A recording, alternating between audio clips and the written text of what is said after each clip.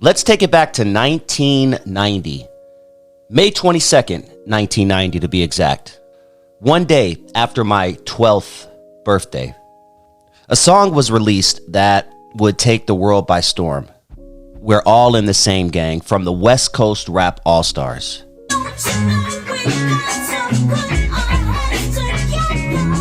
Now, this song was the West Coast answer to Self-Destruction, which was an East Coast peace anthem.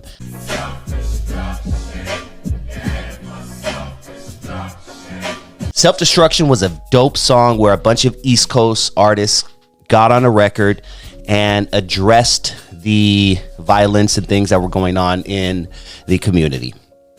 It's a dope record. If you've never checked out Self-Destruction, I highly recommend it. It's a really, really good song.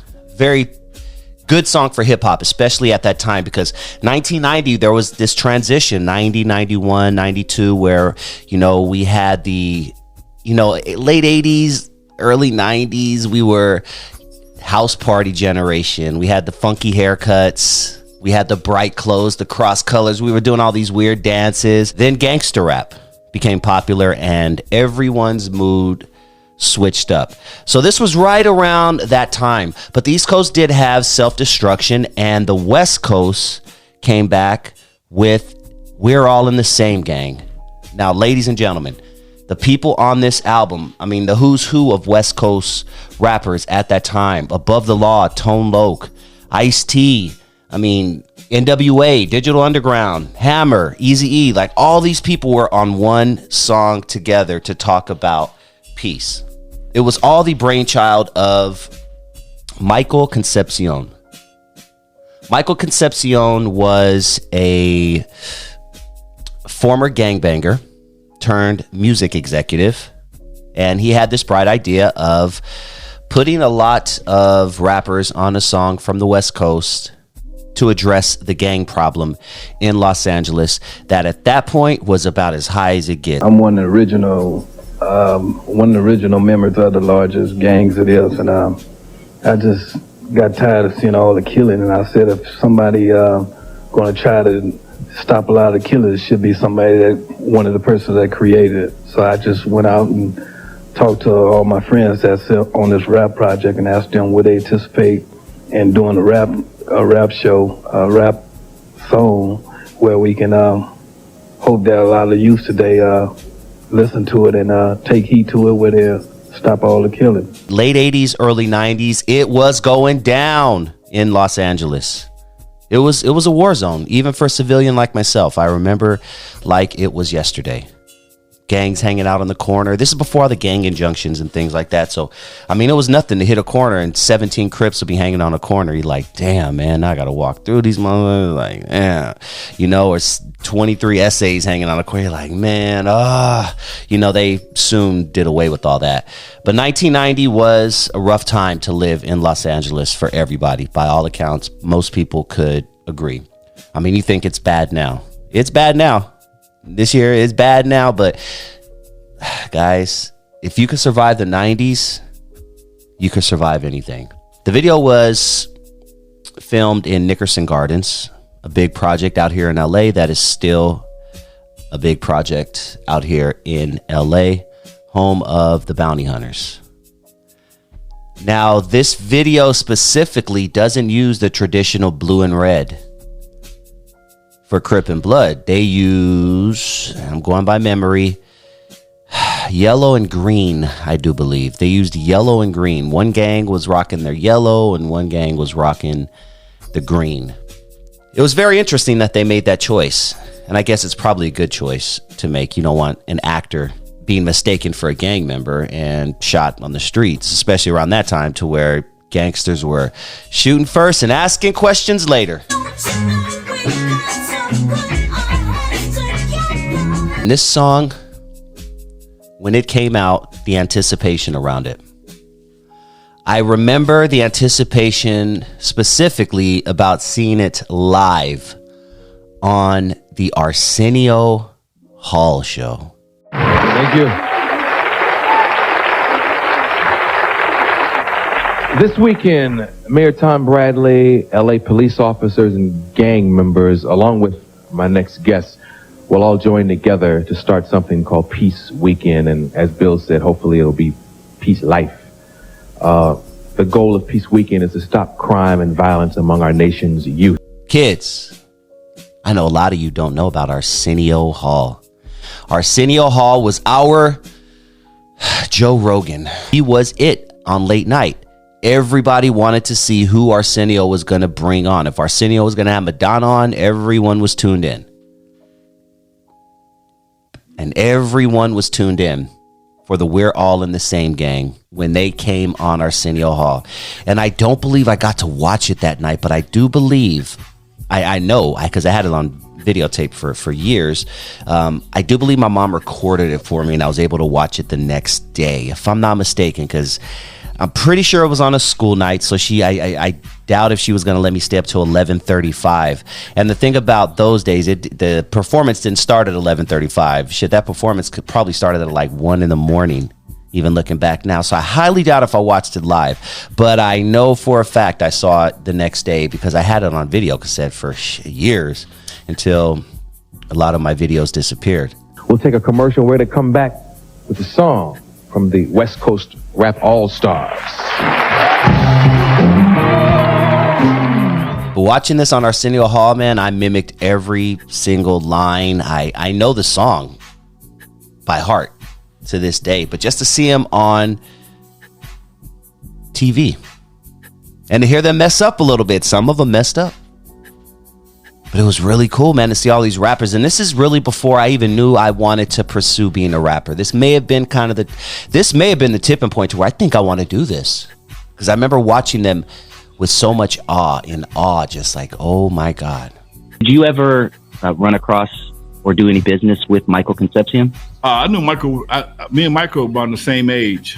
He went to Washington. I went to Centennial. Even after he got shot, Michael Concepcion would come to he could come to the Eve After Dark. Michael Concepcion could go anywhere he wanted to go. So the song starts with a radio announcer saying, "I'm King News and I come to you with the truth. The mean streets took 6 more lives overnight, all the result of gangbang stupidity. By the way, you gangsters should know one of your victims was a 3-year-old girl. Well, you gang members, you still don't get it, do ya?" And then King T comes in, the legendary King T. "It's straight up madness everywhere I look. Used to be a straight A student, now he's a crook, robbing people just to smoke a shoot up. Used to have a crew cut, now he's a poop, but dropped out of school, then he joins the neighborhood gang. Hanging on the street selling cane to his own people. And when I say people, I mean color.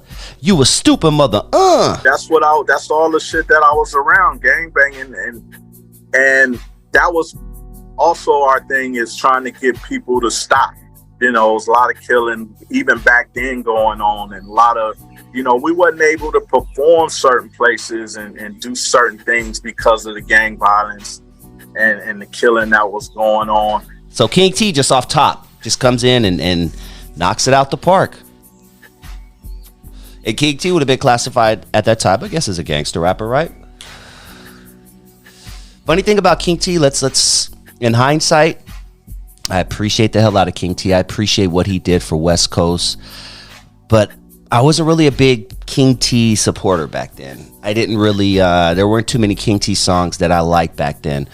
But looking back, I'm like, as an adult, I'm like, damn, man, when I did understand his importance to hip hop and then, rolling with alcoholics and things like that, like I was like, oh, this dude is a lyrical beast. I mean, King T was nothing to be played with on the microphone. His pen game was impeccable. Shout out to King T. He's been on the show before.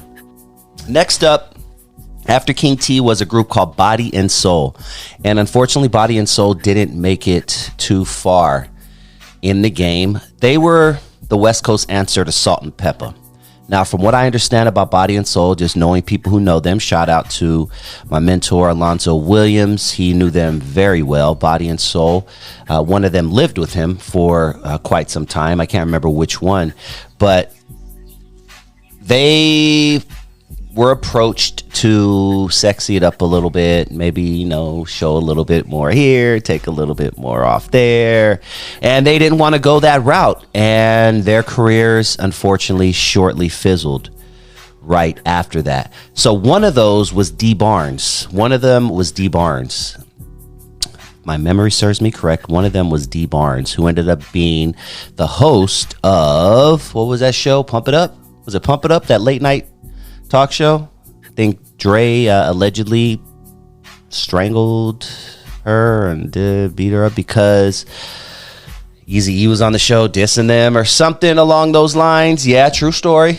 You heard an Eminem song, Guilty Conscious, where he's making fun of Dr. Dre for a serious situation, but it was a big deal back then. But yes, that's Body and Soul. Not too much do I know about them other than what I just told you, but their verses, you know, they came in like, sister, since we are the mothers of this earth, it's time we start being good mothers from the birth of our children. No time for sleeping, teach them to fight and win for the right reason. It's your time, it's your life, live it. Proud to be black, young and gifted, lifted by the knowledge and taking the right route. Gang violence needs to be wiped out. So they were still kicking that Black Power, Africa, you know, we shall overcome stuff, which I loved that era. I had the red, black, and medallion, green medallion. Even though looking back, I don't believe we're from Africa. I believe we were already here. But that's a whole other story for a whole other day. I don't believe we were brought here. I believe we were already here and we were prospering. Do your homework before you label yourself as something that you may not be. But long story short, I loved that time. 89, 90 with the black fists. And then it turned into the gangsta glare with the gangsta rap. It's the gangsta shit that makes it gangs of snaps. Word to the motherfucking streets. And word to these hype ass lyrics and dope beats. That's a whole other song. But that was a lyric of, yeah, man, it used to be about black fists and all that, and then now it's gangster glares and gangster walks. But that verse kind of solidifies the end of that era. I would say 90, 91 was definitely the end of that era.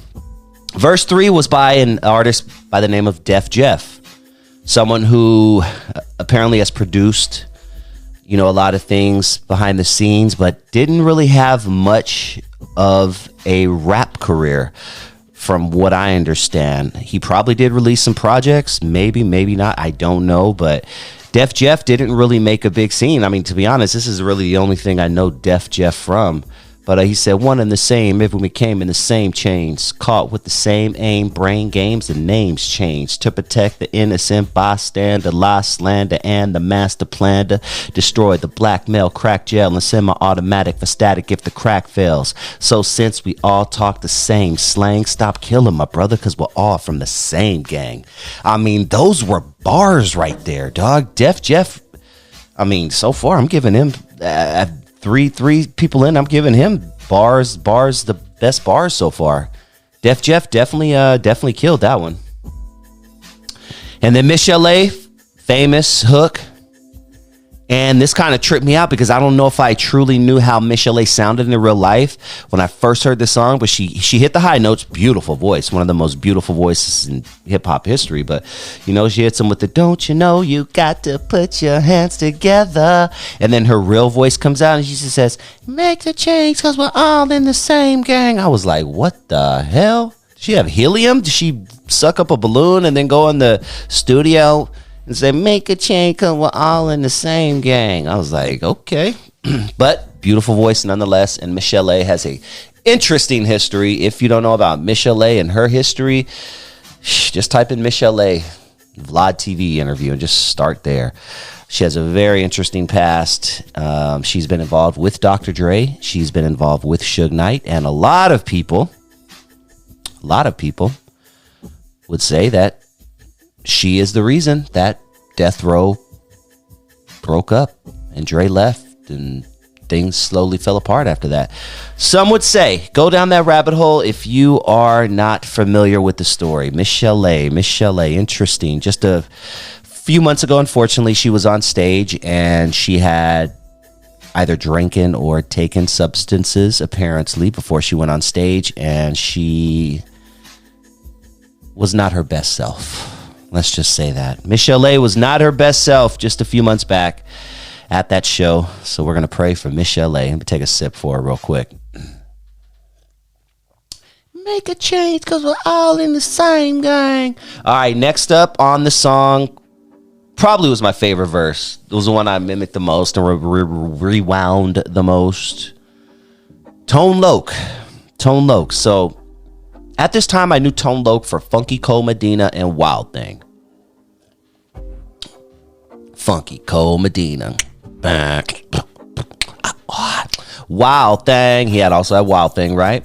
White people loved Tone Loc. So I remember seeing videos of Tone Loc, and he's in surfer shorts and Vans and running around with Spuds McKenzie, and like he was a pop culture figure at one point. Hell, he was even in a bunch of movies at one point. He was in Ace Ventura. He was damn sure in Ace Ventura. Not a bad actor, but he was one who kind of went commercial, who, quote, I'm not using this word because I'm all for it, but he, quote, sold out. A lot of people would have put him in the MC Hammer category, back then. But he was doing his thing with that music. I didn't know anything else about Tone Loc, any of his other music. All I knew was Wild Thing and Funky Cole Medina. Later on, obviously, as I grew up and I wanted to go down that rabbit hole, I checked out the music. Okay, cool. And you could see that there was a street element to some of his music. And apparently he was a legit former gang banger. Apparently. Can't tell you where he was from, but I do believe that was the case. And this is the first time I saw this Tone Loc. He had the Locs on, like he always wore the Locs, but like once again, he was wearing surfer shorts and singing Wild Thing. Please, baby, please. Tone, you're from LA. You know the whole gang thing. Can this weekend expand to something larger? Can it help at all? It's kind of like, it's like baking a cake here. This is like one ingredient, but it needs so many other ingredients. It's like eggs to a cake, but you can't make that cake without milk, without butter and everything else. This is just like a stepping stone in a way.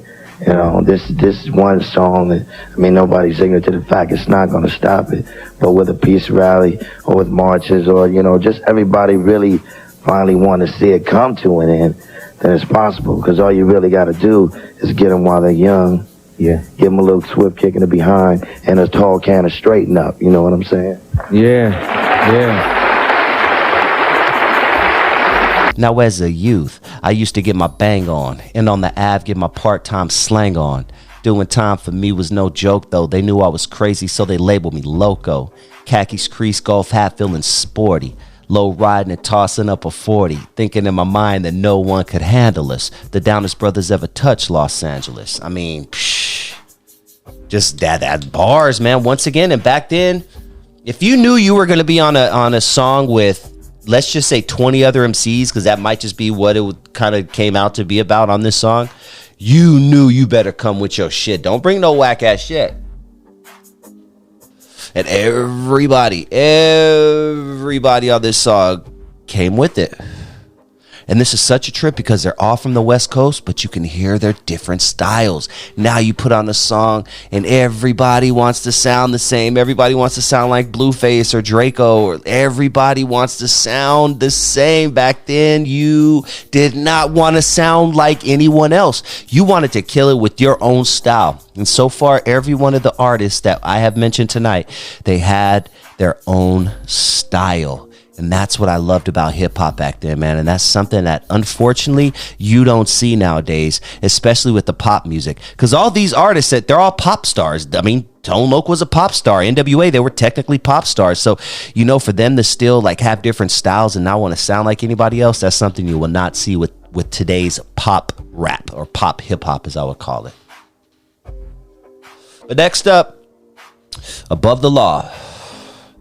Being the pimps that we are, We're here to speak on a situation that is going too far here at home in the ghettos of LA, where we're young black brothers, and I promise to see the next day, cause we used to clock on the streets before we made beats, but fools just lay and prey on the weak. It don't depend on the color of a rag, cause if you got what they want, you know they gonna take what you have, cause violence the only result from drugs and thugs and gangs that bang. Most time it's a political thing. I mean, listen to that. Above the Law killing it. At that point, I liked a couple of songs by Above the Law, but I wasn't a real big supporter just yet. But I liked a song called VSOP that they had out at this time. Everything is fine when you're rolling with the homies and a little bit of VSOP. Everything is fine when it comes to and a little bit of VSOP, to be or not to be. I mean, that was my joint back then. I didn't know what VSOP was. I was 12 years old, but I still liked the song. I still liked it. They had a song called Murder Rap. It had a sick ass beat. And a lot of people would say, let's just say there are theories out there that G-Funk was not created by Dr. Dre, but it was in fact created by members of Above the Law. All right, next up we got Ice-T. Let me address this next question to Ice. Bill and I were talking about the reasons why it all exists. Talk to us about that. Let's talk about the economics of it. Let's talk about the source.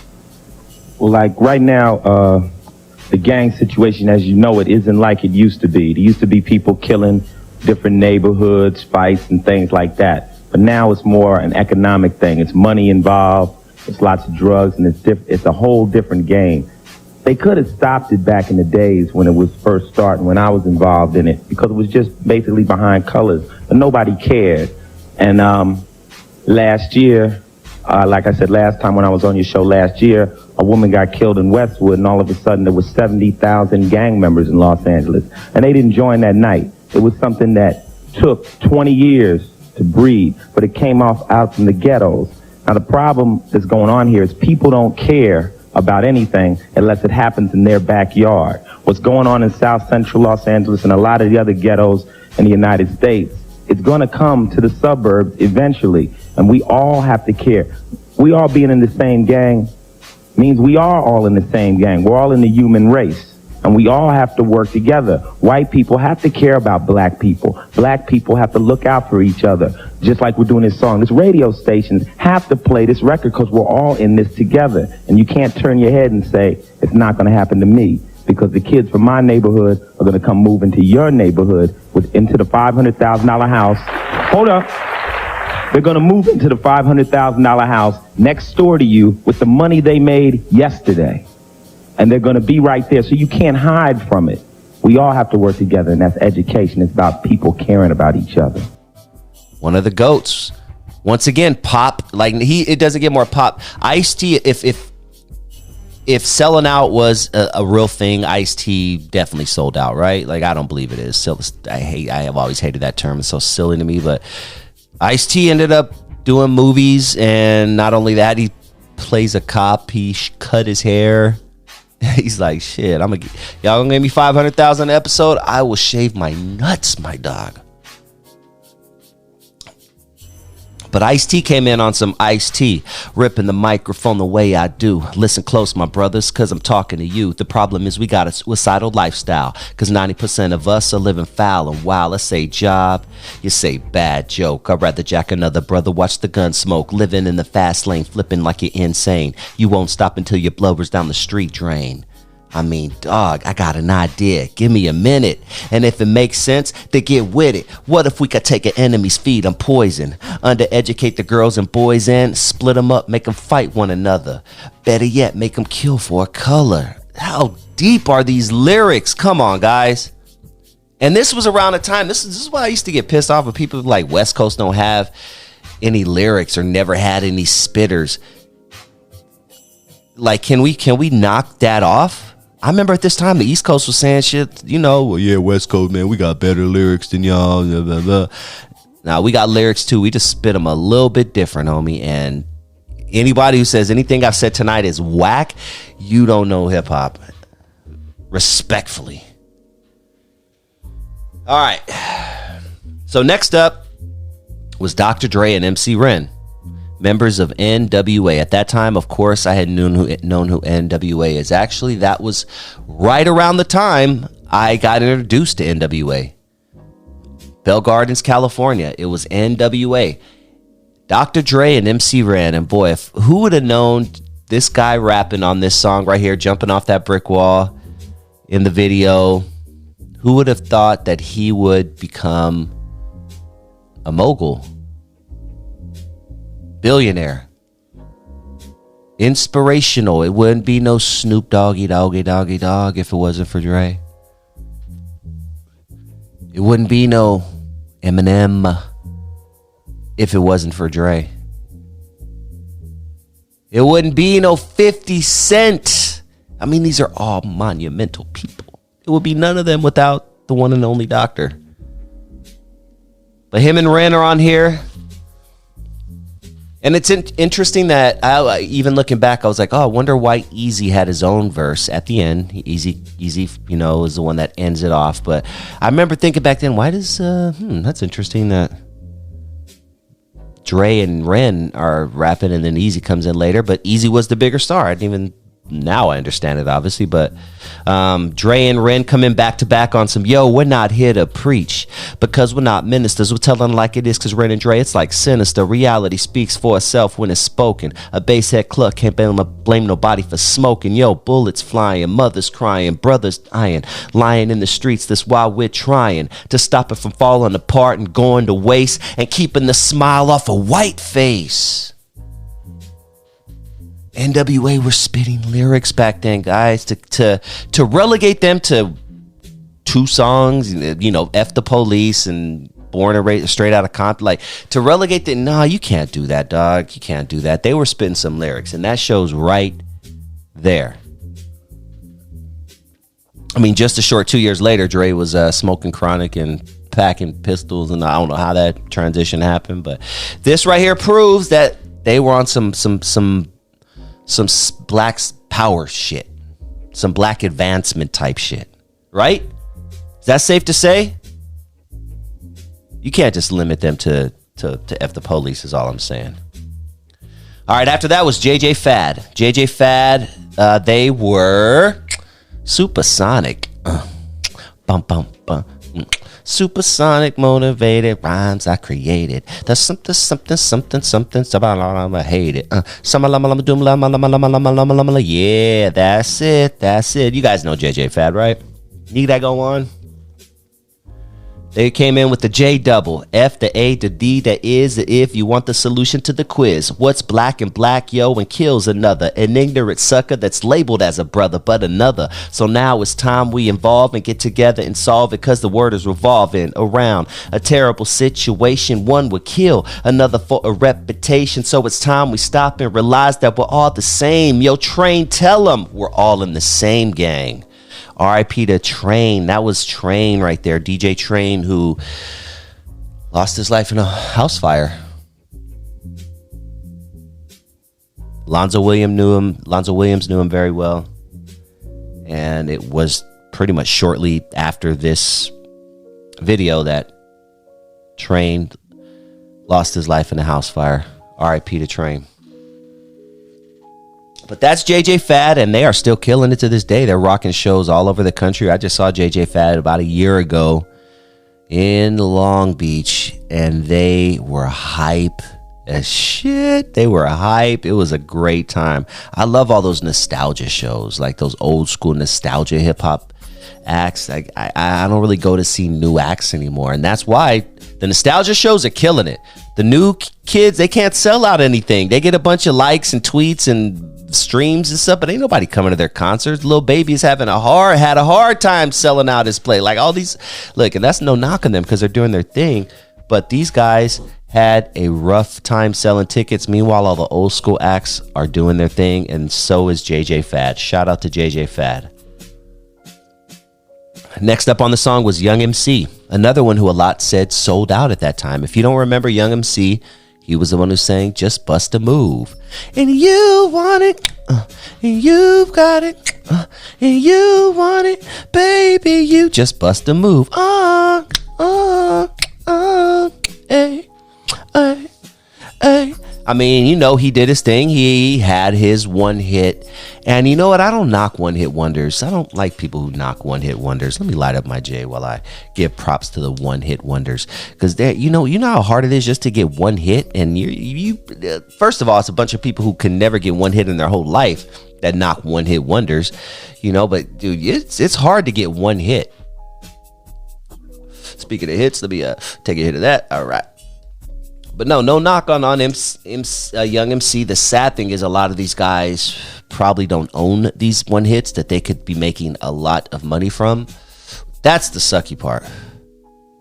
That wasn't the case for Sir Mix-a-Lot, who's not on this song, but Sir Mix-a-Lot, Baby Got Back, owns that song. So whenever Sir Mix-a-Lot's Baby Got Back gets played anytime in a karaoke bar or a jukebox or on stage or at a concert or at a basketball game, basically every day at least it's being played somewhere around the world, Sir Mix-a-Lot gets paid. That's what I love hearing. I don't know if that's the case for Young MC, unfortunately, for Bust a Move. But from what I understand, Young MC is Tone Loc's cousin. They are family. But Young MC comes in with a dope verse as well. He says, brothers, kill another brothers. I thought the ideal was to love one another. Open up the paper to one more death. If y'all keep this up, then there'll be no one left. I try my best to set an example, saying hype lyrics over hip-hop samples. Not just to brag or to boast, but to inform, because we're living in the calm before the storm. You see, I believe that the children are the future, but what's it all about if in the future they shoot you, dog? I mean, once again, come on, guys. These lyrics. And this is someone who was made fun of back then. Everybody made fun of oh, Mr. Bust a Move. Meanwhile, he raked in a ton of money at that time, hoping his publishing and everything else was right. But I'm sure for a short period of time, he made a significant amount of money. But that was Young MC on the song We're All in the Same Gang. West Coast Rap All-Stars. We have a couple more artists. Next up, we had Digital Underground. Huge at this time. Once again, they were pop artists. They were touring all over the world. The Humpty Dance to this day is something that you're going to hear somewhere at a basketball game. Something, you're going to hear it somewhere. I mean, they were doing their thing. Digital Underground. Shout out to Shock G and Money B. Money was on my show not too long ago, a few years back, and he talked about his time on this song. What I remember about it is that we were on tour when that video had been shot. So we didn't make it to the original shoot date. We ended up coming to LA in the middle of our tour and shooting our part, you know, kind of like separate from everybody else. So when you go back and look at the video, that's why we're not in Nicholson Garden walking through with everybody. Because we were on the road. We kind of just came into LA and shot our scene separate. But, you know, it was Mike Concepcion, one of the original Crips. From what I understand, you know, everybody didn't have a choice not to do it. You know what I'm saying? What do you mean? Meaning, if he asked you to do it, it was probably, a good idea that you did it. That you did it, exactly. Aha, interesting. I do remember that who said that MC Hammer basically wasn't going to do it. Hammer was like biggest artist at the time, but people don't know that, you know, Hammer also had, his family was in the streets like that. So, you know, he was backed by gangsters too. Yeah, I heard. So he wasn't shook by, you know, Mike Concepcion, whatever. But Shock G came in like this. I'm in a rage. Oh, yeah? Yo, why is that, G? Other races. They say we act like rats in a cage. I tried to argue, but check it every night in the news. We proved them suckers right, and I got the blues. That's a deep-ass line. See, that's so deep. I got to take that shit back. I tried to argue, but check it every night in the news. We proved them suckers right, and I got the blues. I'm trying to argue for you niggas out there killing each other. I'm trying. But how can I when every single time I turn on the news, it's exactly what was going on out there. And now I'm the bad guy because I'm pointing it out to it. I'm the Uncle Tom. I don't like my people. No, we got to stop exterminating each other. That's exactly what we're doing. That's exactly what we're doing. We're shrinking. Our population is shrinking while everyone else is growing, ladies and gentlemen. Does anyone, is this mic isn't on. Hello. Is this thing on? Is this microphone on? Oh, no. You guys, you don't care, though. You'd rather see what's going on over there.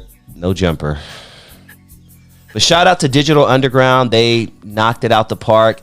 Next up was Oaktown's 357. I had Oaktown. Who did I have? I had one of them. Was it Baby? I can't remember. I'm so sorry. In all due respect, homegirl. But I had one of the members of Oaktown's 357 on my show as well.